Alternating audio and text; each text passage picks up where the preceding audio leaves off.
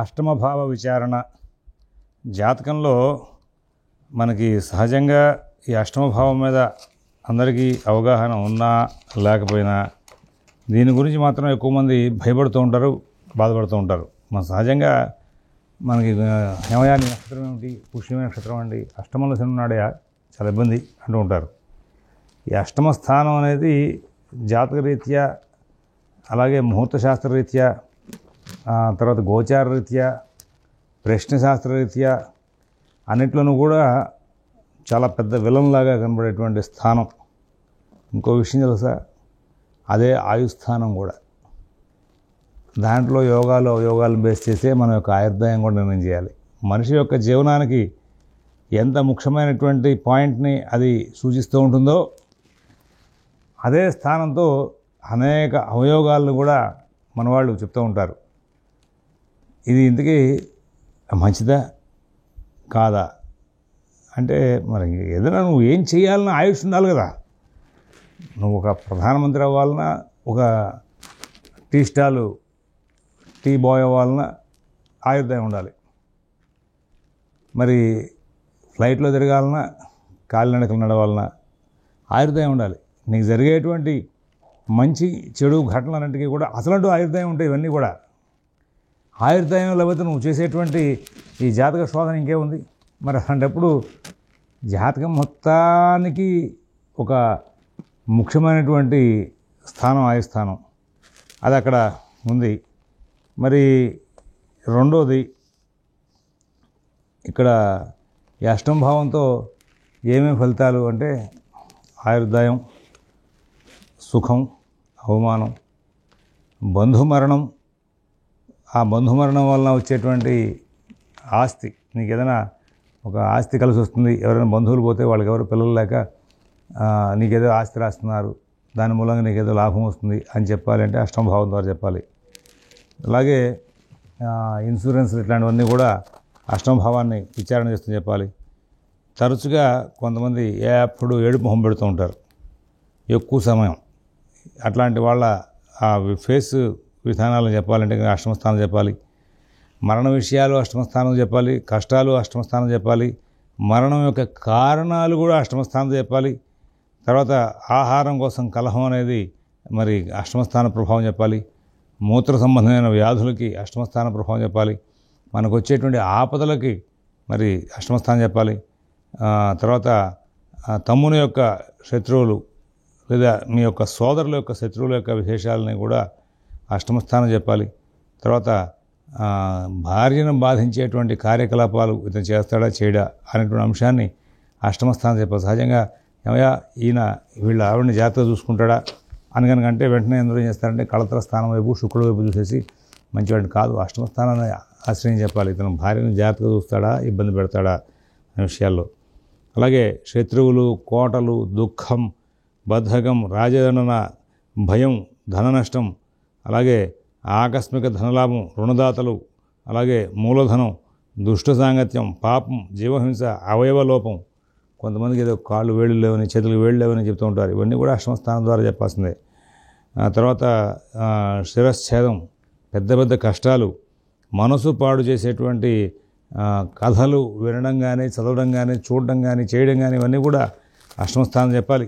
అలాగే నీ దగ్గర ఉన్నటువంటి పరివారం యొక్క విధానాలు చెప్పాలంటే కనుక అష్టమ స్థానం చెప్పాలి. అలాగే చెడ్డ పనులు అందు నీకు ఆసక్తి ఉందా లేదా అని చెప్పాలంటే అష్టమ స్థానం చెప్పాలి. మరి యుద్ధం, విపరీతమైన మానసిక అస్థమిత్వం, ఇవన్నీ కూడా అష్టమ స్థానంలో చెప్పాలి. ఇలాగ అష్టమ స్థానంతో అనేకమైన భావాలని మనకి నిర్ణయం చేశారు. ఇవన్నీ కూడా నేను ప్రస్తుతం చెప్పినటువంటి విశేషాలని కూడా ఉత్తరకాలమతంలోని కారకత్వ ఖండంలోంచి తీసుకొచ్చి చెప్పుకుంటూ వచ్చాను. అయితే ఈ కారకత్వాలు కొన్ని భావాలకి కొంచెం తేడా ఉంటూ ఉంటాయి గ్రంథాల్లో.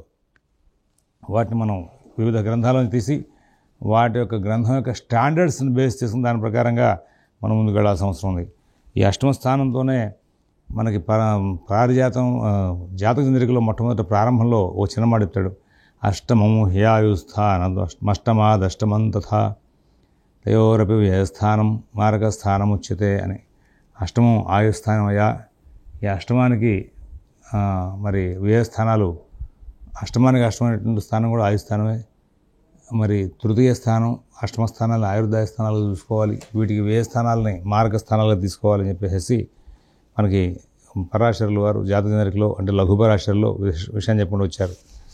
అయితే ఇక్కడ అందరం కూడా ఈ ఆయుర్దాయ స్థానాన్ని శోధన చేసేటప్పుడు చాలా విచిత్రమైనటువంటి విషయాలని కూడా మనకి తెలుస్తూ ఉంటాయి. ఏదైనా ఈ అష్టమ స్థాన విచారణ అనేది చాలా సూక్ష్మంగా పరిశీలించాల్సిన విషయం.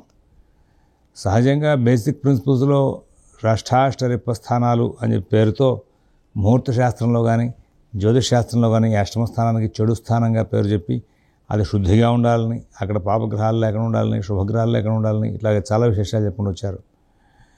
ఎందుకంటే ఆయుర్దాయం కనుక ఉంటేనే ఏదైనా మిగతా విషయాలు మాట్లాడాలి, కానీ ఆయుర్దాయం లేనప్పుడు ఇంక మాట్లాడే ప్రయోజనమే ఉంది. ఏమండి ఈయనకి 2026లో సంతానం కలిగే అవకాశం ఉంది, ఏమంటే నీకు 2027లో ఇల్లు కట్టుకునే యోగం ఉంది అని చదువుకుంటూ వెళ్తాడు. కానీ ఇంతకీ 2020లో కానీ 2024లో కానీ ఆయుర్దాయం పూర్తయిపోయి మార్గం వచ్చే యోగం ఉందా అనేటువంటి అంశాన్ని స్టడీ చేయకపోతే మరి 26, 27 సంవత్సరాలు చెప్పినటువంటి ఫలితాలు బ్యాలెన్స్ అవ్వవు అనే విషయాన్ని మనం గమనించుకుంటూ ముందుకు వెళ్ళాలి. ఈ నేపథ్యంలో అష్టమ స్థాన విచారణ చేస్తూ ఆయుర్దాయమనిష్ట హేతు ముదవ్యోమాశీరక్కజై ఉక్తం తత్ఫలం తథాపి నిధన ప్రాప్తిం ప్రవక్ష్యే పునః అల్పాయుర్వేగేథవా రిపుగతే పాపాన్వితే రంధ్రపే లగ్నేశేన యుతే తత్ర విబలే జాతోల్పజీవీ నరః.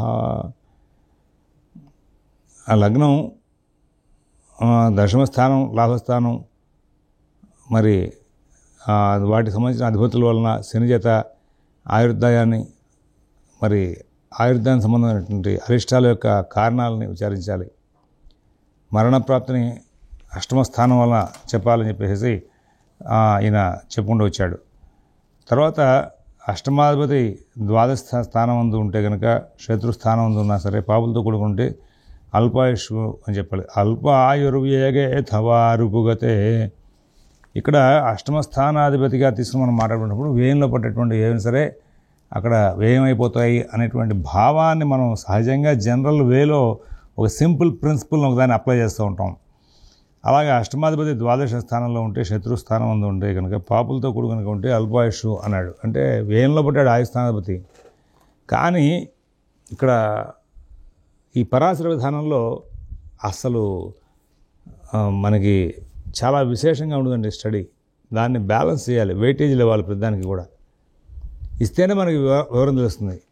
రంధ్రేషో వ్యయషష్ఠగో రిపుపతౌ రంధ్రే వ్యయేవ స్థితౌ. రంధ్రేషో వ్యయ గో షష్ఠ రిపుపతౌ అంటే రంధ్రేషుడు అష్టమాధిపతి వ్యయ స్థానంలో ఉంటే కనుక రాజయోగం చెప్పాడు. బాగుంది. మరి అష్టమాధిపతి వ్యయం నుండి రాజయోగం చెప్పినప్పుడు ఇక్కడ అష్టమాధిపతి వ్యయంలో ఉంటే అల్పాయుష్ అని చెప్పాడే. ఆరంభో రాజయోగస్య భవేన్మారక భుక్తిషు ప్రళయంతి క్రమార్లబ్ధం క్రమశః పాపభుక్తయ అని కూడా పరాశరులు వారు చెప్పాడు. ఆరంభంలో రాజయోగాలు ఇచ్చేటువంటి గ్రహాలు, మారకం ఇచ్చే గ్రహాలు ఆరంభంలో రాజయోగాన్ని చూపిస్తూ ఉంటాయ్యా అని. ఆ కోణంలో ఇది మారకం అనడానికి అవకాశం ఉంది. ఎందుకంటే ధనాధిపతి వ్యయంలో పడ్డాడు అనుకోండి, ఆ ధనాధిపతి యొక్క దశాంతర దశలో కానీ వ్యయాధిపతి యొక్క దశాంతర దశలో కానీ నువ్వేం చేస్తున్నావు, ధన వ్యయాన్ని ఎక్కువగా ఉంటుంది సూచిస్తున్నావు జాతకంలో. చతుర్థాధిపతి వ్యయంలో పడ్డాడు. చతుర్థాధిపతి వ్యయంలో పడితే ఆ సందర్భంలో పిల్లలకైతే కనుక విద్య అవయోగం, లేదా వ్యయాధిపతి చతుర్థంలో పడ్డా, చతుర్థాధిపతి వ్యయంలో పడ్డా కానీ ఆ దశ అంతర్దశ వచ్చినప్పుడు విద్యరీత్యా పిల్లలకైతే కనుక అవయోగాలు, యోగాలు చెప్తున్నాం. మాతృ సంబంధమైన ఇబ్బందులు చెప్తున్నాం. చంద్రుడు కూడా బలహీనంగా ఉంటే ఆ టైంలో మాతృ సంబంధమైన అవయోగాలు చెప్తున్నాం. ఈ చతుర్థాధిపతి కనుక కొంచెం యుక్త వయసులో ఉన్న వాళ్ళకి ఇట్లాగే చతుర్థాధిపతి వ్యయంలో ఉన్న, వ్యయాధిపతి చతుర్థంలో ఉన్న గృహ సంబంధమైనటువంటి ఖర్చులు కానీ, గృహం వ్యయం అవ్వడం కానీ, గృహం కానీ, వాహనం కానీ, స్థలం కానీ, అంటే కుజుడితో తేడా ఉంటే కనుక గృహయోగం అని, అలాగే శుక్రుడితో తేడా ఉంటే కనుక వాహనం సంబంధమైన వ్యయం కానీ, ఇట్లాంటివన్నీ కూడా చెప్పుకుంటూ వస్తున్నాం. ఇంకా మీరు ఏదైతే ప్యాటర్న్ వాడారో అదే ప్యాటర్న్లో ఒక్కసారి ఆలోచించి అష్టమం ఆయుస్థానం అష్టమాధిపతి వ్యయంలో ఉంటే ఆయుర్వ్యయాన్ని సూచించాలి అనేది మరి చెప్పాలి కదా. వ్యయాధిపతి అష్టమంలో ఉన్నా అష్టమాధిపతి వ్యయంలో ఉన్నా వాళ్ళ దశలో అంతర్దశ వచ్చినప్పుడు ఏమండి మరి ఇక్కడ రంధ్రేషో వ్యయషష్టగో రిపుపతో రంధ్రే వ్యయవా స్థితో రిప్పేషోపి తథైవ రంధ్ర రిపుభే యస్యా స్థితస్మిన్ ఉదితన్నాడు. మరి మరి ఏమండి రంధ్రేషుడు అష్టమంలో కానీ మరి రంధ్రేషుడు షష్ఠంలో కానీ వ్యయంలో కానీ ఉంటే అష్టమాధిపతి అది ఒక రాజయోగం చెప్పినప్పుడు అక్కడ పరివర్తన గురించి మాట్లాడారా లేదే రంధ్రేష వ్యయషష్టగో రిపుపతో తర్వాత రంధ్రే వ్యయే వాస్తుతో మరి వాటినే మాట్లాడాడు కానీ అట్లాగా ఈయన అక్కడికి వెళ్ళి ఉండడం ఆయన అక్కడికి రావడం అని కేవలం రాజయోగం చెప్పుకుంటూ వచ్చాడు. ఇక్కడ రాజయోగాన్ని సూచించాలా నేను అల్పాయుష్ను సూచించాలా? ఇప్పుడు ఒకవేళ ఒక ఎమ్మెల్యే యోగాన్ని ఈ యొక్క అష్టమాధిపతి వ్యయంలో ఉన్నాడు కాబట్టి ఆయన రాజయోగాన్ని సూచించాలి అనే నేపథ్యంలో కనుక మీరు స్టడీ చేసుకుంటూ వెళ్తే అష్టమాధిపతి వ్యయంలో ఉంటే ఆయుర్దాయం స్వల్పం అనే మాటను కూడా స్టడీ చేస్తే ఇక్కడ దశ అంతర్దశలో 3 సంవత్సరాలు 4 మాసాలు చాలా పెద్ద దశ అంతర్దశ, అంతకుమించి ఇంకోటి లేదు. ఒకవేళ ఒక ఎమ్మెల్యే కానీ ఆ విధంగా రాజయోగం పడుతుందంటే ఒక ఎంపీ కానీ అయితే 5 సంవత్సరాల పాటు ఉంటుంది. కాబట్టి 2-3 దశలు అంతర్దశలు నడిచిపోతాయి ఈ టైంలో. కాబట్టి ఇక్కడ మనకి కావాల్సింది ఏంటంటే వ్యయాధిపతి అష్టమాధిపతి వ్యయంలో ఉన్నప్పుడు అది రాజయోగాన్ని ఇస్తుందా ఆ మార్గాన్ని ఇస్తుందా అనే విషయాలు చెప్పుకునేటప్పుడు అల్పాయుర్వ్యయగే థవా రిపుగతే పాపాన్వితే రంధ్రపే అష్టమాధిపతి ద్వాషంలో ఉన్న శత్రుస్థానంలో ఉన్న రిపుగతే పాపాన్వితే పాపగ్రహాలతో కూడుకున్నా కానీ అల్పాయుష్ కలవాడు అవుతాడు అని చెప్పుకుంటూ వచ్చాడు. కాబట్టి ఇక్కడ దీనికి ఎక్కువ ప్రాధాన్యం ఇవ్వాల్సిన అవసరం ఉంది. ఎందుకంటే ఎనాలిసిస్ విశదీకరణ చెప్పేటువంటి విషయంలో మానసిక వ్యవస్థలోంచి ఉన్నటువంటి పరిస్థితులన్నీ కూడా క్లియర్ అయ్యి సబ్జెక్ట్ని ఎక్కువ స్థాయిలో ప్రజెంట్ చేసే అవకాశాలు వస్తూ ఉంటాయి. ఆ కోణంలో ఇక్కడ ఆయుర్దాయ స్థానాధిపతి వ్యయంలో కనుక ఉంటే ఆయుర్దాయం ఏమయ్యే అవకాశం ఉంది అనేటువంటి బేస్ చేసుకుంటూ వచ్చి మన వాళ్ళు దీన్ని చెప్పుకుంటూ వచ్చారు. స్వస్థే రంధ్రపతో చిరాయుర్దయ ఛిద్రాది పౌషష్ఠగౌ రిప్పస్థౌ యది వాసమేతి మనోజో జాతశ్చిరాయుర్బలం. అష్టమాధిపతి స్వస్థానంలో కనుక ఉంటే అంటే స్వక్షేత్రంలో కనుక ఉంటే దీర్ఘాయుష్ కలవాడు. ఏ భావాధిపతి ఆ భావంలో ఉంటే యోగమే కదా. అయితే ఇందాకేమిటి అష్టమాధిపతి వ్యయంలో ఉంటే రాజయోగం చెప్పే ఒక చోట, ఇక్కడేమో అల్పాయుష్ చెప్పాడు. ఇక్కడ అష్టమాధిపతి స్వక్షేత్రంలో కనుక ఉండిపోతే దీర్ఘాయుష్ కలవాడని చెప్పాడు. ఇంతకీ అష్టమాధిపతి అంతర్దశ వచ్చినప్పుడు మనం సహజంగా అవయోగాలు చెప్పాలి కదా. సహజంగా అష్టమాధిపతి మంచివాడు కాదు కాబట్టి మంచివాడినటువంటి గ్రహాల యొక్క దశలో అంతర్దశలో అనుకూలంగా ఉంటాయి. మంచివాడు కాని యొక్క గ్రహాల యొక్క దశాంతర్దశల్లో కొంచెం విభిన్నమైనటువంటి పరిస్థితులు ఏర్పడతాయని చెప్పాలి కదా. కానీ ఇక్కడ మనకి విషయం ఏంటంటే అష్టమాధిపతి వ్యయంలో ఉన్నాడు అన్నప్పుడు అల్పాయుష్ అనే మాటలో అష్టమాధిపతి దశ వచ్చిందా అష్టమాధిపతి అంతర్దశ వచ్చిందా ఇవన్నీ కూడా స్టడీ చేస్తాం. ఆ తర్వాత అష్టమాధిపతి మరి వేదంలో ఉన్న కారణంగా ఈయన అష్టమం ఆయుర్దాయం ఏమవుతోంది అనే మాట పక్కన పెట్టి అదే టైంలో మరి ఈ రాజయోగాన్ని కూడా సూచిస్తున్న కారణంగా బ్యాలెన్స్ చేసి దేన్ని చెప్పాలనే విషయంలో వెళ్తాం. ఇక్కడే ఉంటున్నాడు మరి అష్టమాధిపతి స్వక్షేత్రంలో ఉన్నాడు. ఏ భావాధిపతి ఆ భావంలో కనుక ఉండిపోతే భావం పోషింపబడుతుంది. అష్టమాధిపతి చూస్తే పనికిరాదు కదా. రిఫాష్టారిగతస్య రాశిరస్తద్భేష వృష్టభం అని చెప్పాడు. మరి భ్రష్టం స్యాత్. ఈ అష్టమాధిపతి స్వక్షేత్రంలో ఉంటే కనుక మరి మనకి మానసికమైనటువంటి ఉపాసనా క్రమంలో కూడా ఈ మంత్రాలను అలాగ మానసికంగా ఉపాసన చేయకూడదు అనేటువంటి అంశం బాగా కనబడుతోంది. సరే, ఎందుకంటే ఇప్పుడు ఈ అష్టమాధిపతి ఆయన స్వస్థానంలో కనుక ఉంటే అక్కడ ఆయుర్దాయం మరి దీర్ఘాయుష్ గలవాడు అనడానికి అక్కడ సరైనటువంటి ఆధారంగా మాటల కారణం ఏంటంటే అష్టమాధిపతి మరి ఎక్కడ ఉంటే అక్కడ భావాలు పాడు చేస్తాడని మొట్టమొదటి రిఫాష్టారిగతస్య రాశిరస్తద్భేష దృశ్యం.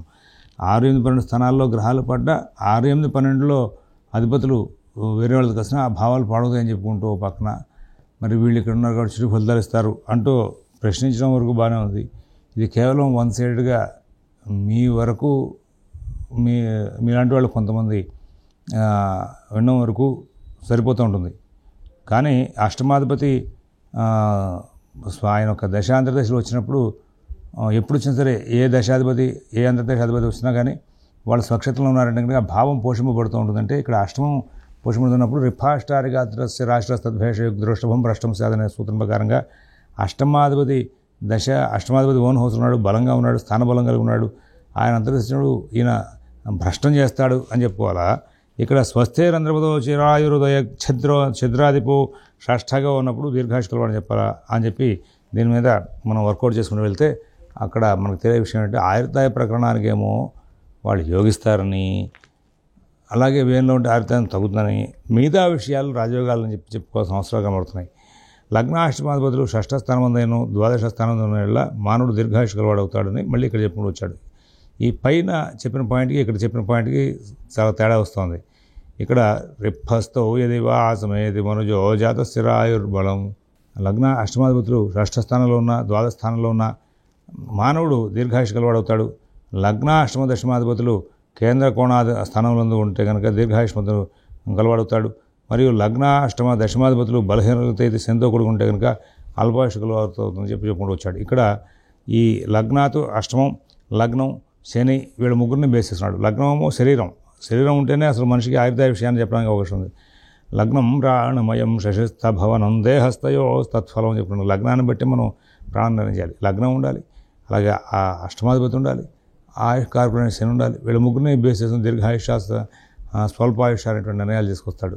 కాబట్టి ఇట్లాంటి అనేక అంశాలను ప్రస్తావన చేసుకుంటే కానీ మనకి వ్యవహారం పూర్తవదు. అందువల్ల గమనించుకొని ముందుకెళ్తారని చెప్పి ఆశిస్తూ ఇక్కడ దీని తర్వాత విషయాలను కూడా మరుసటి ఎపిసోడ్లో చూద్దాం. స్వస్తి ప్రజాభ్య పరిపాలయంతాన్ న్యాయేన మార్గేణ మహేన్మహేషాః గోబ్రాహ్మణేభ్యः శుభమస్తు నిత్యం. లోకాः సమస్తాः సుఖినో భవంతు. ఓం దత్సత్.